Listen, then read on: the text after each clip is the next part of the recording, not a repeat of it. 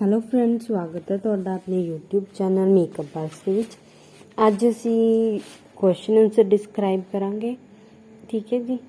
ਪਹਿਲਾਂ ਆਪਾਂ ਇਹਦੀ ਸਟੈਂਜਰਸ ਦੀ ਐਕਸਪਲੇਨੇਸ਼ਨ ਪਿਛਲੀ ਵੀਡੀਓਜ਼ ਵਿੱਚ ਡਿਸਕਸ ਕਰੀ ਸੀ। ਅੱਜ ਅਸੀਂ ਕੁਐਸਚਨ ਆਨਸਰ ਡਿਸਕਸ ਕਰਾਂਗੇ।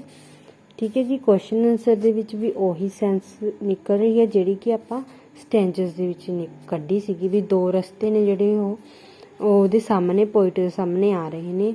ਉਹਨੇ ਉਹ ਰਸਤਾ ਚੂਜ਼ ਕਰਿਆ ਜੋ ਜ਼ਿਆਦਾ ਯੂਜ਼ਫੁਲ, ਜ਼ਿਆਦਾ ਕਿਸੇ ਨੇ ਨਹੀਂ ਯੂਜ਼ ਕਰਿਆ। ਵਟ ਫਸਟ ਕੁਐਸਚਨ ਹੈਗਾ, what do the two road symbolize? The two road symbolize a different choice out of which a person has to chosen one at a particular time. ਇੱਕ ਚੂਜ਼ ਹੋਊਗਾ। ਠੀਕ ਹੈ। ਦ ਟੋਡਨ road symbolize materialism and the road that is less traveled by spiritualism. Symbolically, the poet means to say that a man has to choose between the road of materialism and spiritualism in his life. Materialism ਹੁੰਦਾ ਵੀ material, spiritualism ਹੁੰਦਾ natural. The choice once made is made for good. ठीक है। एक बारी बनानी है ਆਪਾਂ ਇੱਕ choice ਵਧੀਆ ਰੱਖਣੀ ਹੈ। ਠੀਕ ਹੈ। ਸੈਕਿੰਡ ਕੁਐਸਚਨ ਹੈਗਾ, explain the option the travel has, what is his dilemma? The traveler find himself at a point where the road he is traveled by diverges into two directions in Yellowwood. Being the only travelers, he cannot travel by both the diverging roads at the same time. ਅਸੀਂ ਦੋਨਾਂ ਤੇ ਨਹੀਂ ਚੱਲ ਸਕਦੇ ਇੱਕ time ਤੇ। both the road look equally attractive, so his dilemma is which of these two he should go by. ਠੀਕ ਹੈ। ਉਹਨੇ ਇੱਕ ਹੀ ਚੂਜ਼ ਕਰਿਆ ਜੋ ਉਹਨੂੰ ਠੀਕ ਲੱਗਿਆ। ਜਿਵੇਂ ਆਪਾਂ ਲਾਈਫ ਦੇ ਵਿੱਚ ਆਪਣੇ ਜਦੋਂ ਕੋਈ ਵੀ ਇਹੋ ਜਿਹੀ ਸਿਚੁਏਸ਼ਨ ਆ ਜਾਂਦੀ ਹੈ ਵੀ ਆਪਾਂ ਦੋ ਦੇ ਵਿੱਚ ਇੱਕ ਚੂਜ਼ ਕਰਨਾ ਹੁੰਦਾ, ਬਹੁਤ ਜ਼ਿਆਦਾ ਡਿਫੀਕਲਟ ਲੱਗਦਾ ਹੈ।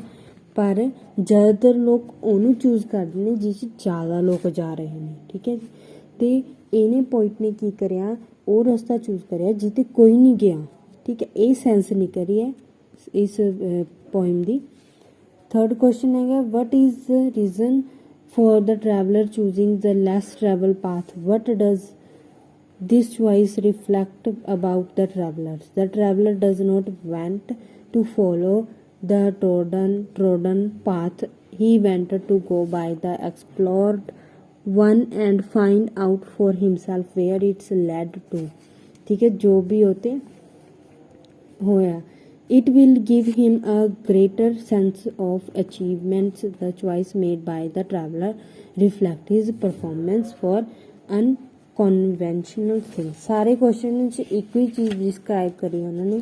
ਫੋਰਥ ਕੁਐਸਚਨ ਹੈਗਾ, what does the poet do standing in front of the two paths for a long time? ਠੀਕ ਹੈ। ਦੋ ਪਾਥਸ ਦੇ ਵਿੱਚ ਜ਼ਿਆਦਾ in front of two paths for long time. He look long both the paths were closing. ਦੋਨੋਂ ਪਾਥਾਂ ਨੂੰ ਜ਼ਿਆਦਾ ਕਲੋਜ਼ਿੰਗ ਲੱਗੇ। He sees both the path look equally fair that morning. ठीक है। equally लगे, but one of them is less traveled by them than the others. It takes him long to decide which of the two he should go by. Finally, he decided to go by the road which is less traveled by. He does not want to follow the trodden paths. मतलब दोनों path नहीं choose कर सकिया हो। Fifth question है, ਇਹ English guide MBD third semester ਦੀ ਹੈ। ਤੁਸੀਂ ਉਹਦੇ ਵਿੱਚ ਦੇਖੋਗੇ ਸੇਮ ਕੁਐਸਚਨ ਆਨਸਰ ਨੇ ਜਿਹੜੇ ਤੁਹਾਨੂੰ ਮਿਲ ਜਾਣਗੇ। ਠੀਕ ਹੈ।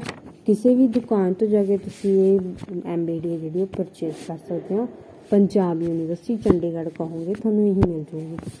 ਫਿਫਥ ਕੁਐਸਚਨ, ਠੀਕ ਹੈ, how different is the choice for the travel? ਕਿਵੇਂ ਡਿਫਰੈਂਟ ਹੈ?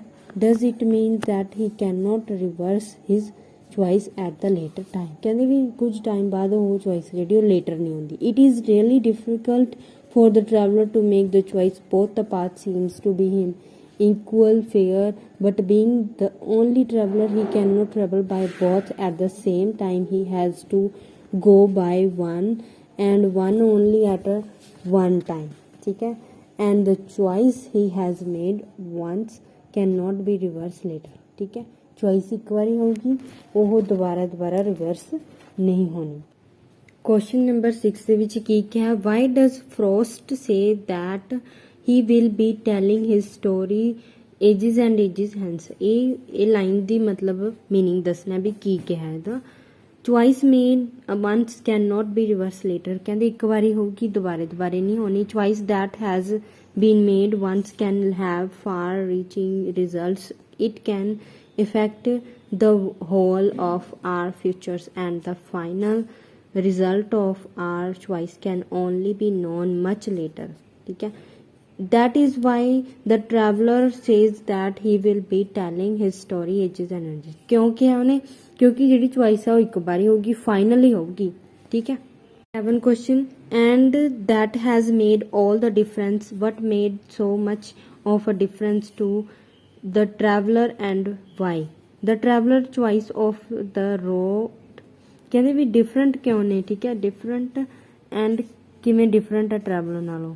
Traveller choice of the road he took to travel by had made all the differences. Result always depend upon the choice we make in our life, and in the case of the travelers, his choice took him to unknown regions which he had never thought of. That is why the choice has made all the differences for him. ਤਾਂ ਕਰਕੇ difference ਹੈ ਕਿਉਂਕਿ choice ਆਪਣੇ ਆਪ ਤੇ depend ਹੈ। ਸਾਰੀ ਇਹੀ ਗੱਲ ਇਹਨਾਂ ਨੇ ਆਪਣੀ ਚੁਆਇਸ ਤੇ ਕਰੀ ਹੈ। ਠੀਕ ਹੈ, ਜੋ ਆਪਣੀ ਚੁਆਇਸ ਹੋਊਗੀ ਉਹ ਆਪਾਂ ਚੂਜ਼ ਕਰਾਂਗੇ। 8th ਕੁਐਸਚਨ ਦੇ ਵਿੱਚ, how does the theme of poem show that it is representative of the poets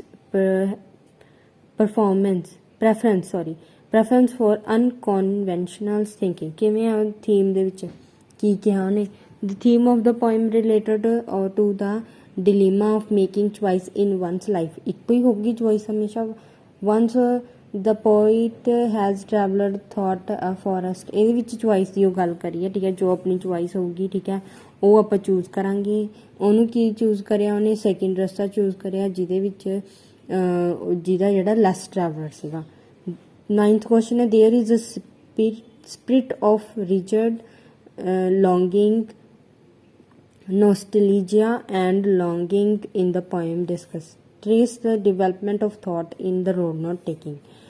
ਕੀ ਕਰਿਆ ਉਹਨੇ। ਠੀਕ ਹੈ, ਇਹਦੇ ਵਿੱਚ ਪੂਰਾ ਉਹ ਹੋਲ ਸਟੋਰੀ ਜਿਹੜੀ ਉਹ ਆਪਾਂ ਇਹ 'ਚ ਡਿਸਕਰਾਈਬ ਕਰ ਦਿੰਦੇ ਹਾਂ। ਕੀ ਹੋਇਆ ਸੀ ਪਹਿਲਾਂ ਹੋਇਆ ਵੀ ਉਹਨੇ ਇੱਕ ਰਸਤਾ ਸੀਗਾ। ਠੀਕ ਹੈ, ਰਸਤੇ ਦੇ ਵਿੱਚ ਉਹਨੇ ਇੱਕ ਰਸਤਾ ਚੂਜ਼ ਕਰਿਆ, ਉਹ ਰਸਤਾ ਚੂਜ਼ ਕਰਿਆ ਜਿਹੜਾ ਕਿ ਲੈਸ ਟਰੈਵਲਡ ਸੀਗਾ।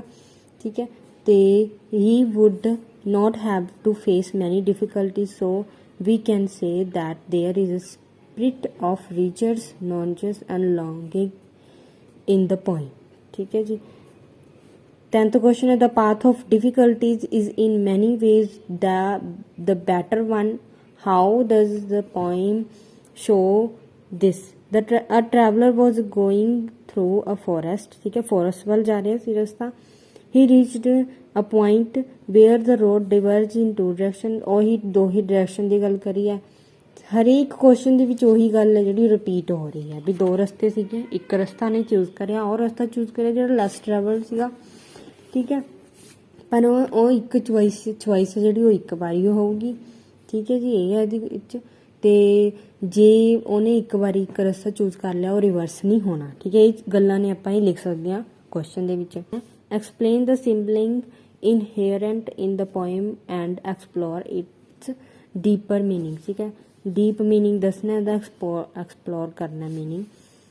In this poem, Forrest has used diverging road as the symbol of choice that one make in the journey of one's life. ਇੱਕ ਵਾਰੇ ਹੋਊਗੀ, diverging roads never meet and thus symbolize and ਹੁਣ ਤਾਂ ਤੁਹਾਨੂੰ ਕਹਾਣੀ ਸਮਝ ਲੱਗ ਗਈ ਹੋਣੀ, ਉਹੀ ਗੱਲ ਰਿਪੀਟ ਹੋ ਰਹੀ ਹੈ। ਇਹਦੇ ਵਿੱਚ ਵੀ ਆਪਾਂ ਉਹੀ ਲਾਈਨਾਂ ਲਿਖ ਸਕਦੇ ਹਾਂ ਜੋ ਆਪਾਂ ਪਿੱਛੇ ਪੜ੍ਹੀਆਂ ਨੇ। 12 ਕੁਐਸਚਨ ਜੋ ਕਿ ਇੰਨਾ ਇੰਪੋਰਟੈਂਟ ਨਹੀਂ ਹੈਗਾ ਇਹ। elucidate the fact that Forrest is a nature poet using the poem as an example.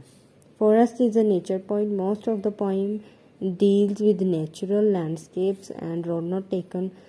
Forrest first places the action of the poem in the midst of natures।